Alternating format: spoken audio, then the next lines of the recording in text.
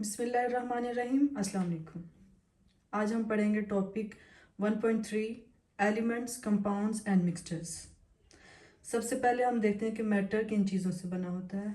Matter बना होता है एलिमेंट से, कंपाउंड से और मिक्सचर से। सबसे पहले हम इनका डिफरेंस देख लेते हैं, फिर बाद में हम इनको डिटेल से पढ़ेंगे। एलिमेंट्स वो प्योर सब्सटेंस होते हैं जिसमें सेम काइंड ऑफ एटम्स होते हैं, यानी कि कोई सब्सटेंस जो कि एक जैसे एटम से मिलके बना हो उसे हम एलिमेंट्स कहते हैं।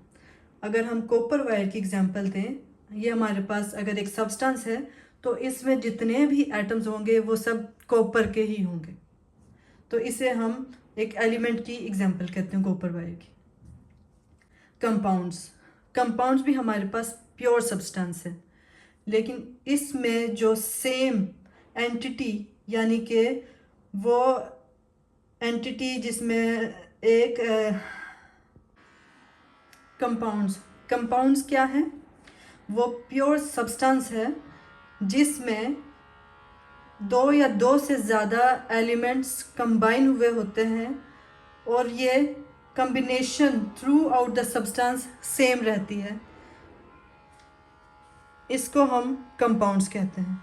अगर हम वाटर की एग्जांपल लें, यानी कि इसमें जो हाइड्रोजन और ऑक्सीजन है, ये दो एलिमेंट्स एक दूसरे के साथ केमिकली लिंक हैं। जब ये एक वाटर मॉलिक्यूल दूसरे वाटर मॉलिक्यूल के साथ लिंक करेगा और दूसरा तीसरे से, और इस तरह through out the substance same water के मॉलिक्यूल्स रिपीट होंगे, तो इसे हम एग्जांपल कहेंगे कंपाउंड्स की।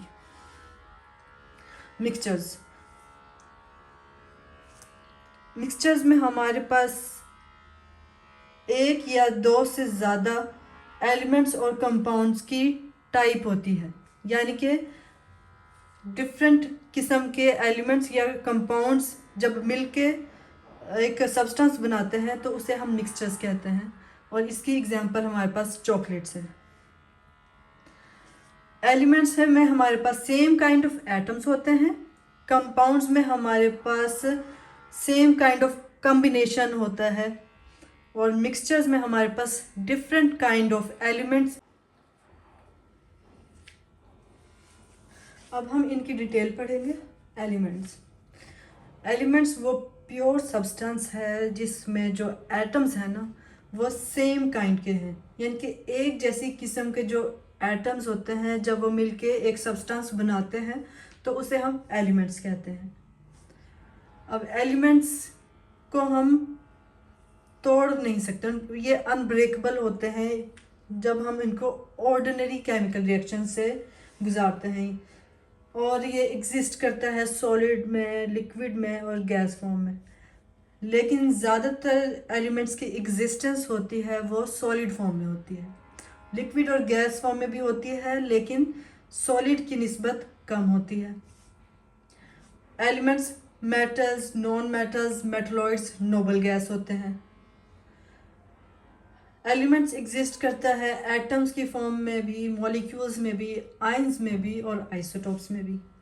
और एलिमेंट्स की जो एग्जांपल्स हैं हमारे पास वो हैं sodium, oxygen, gold, silver, carbon, और इसके अलावा और बहुत सारी एग्जांपल्स हैं।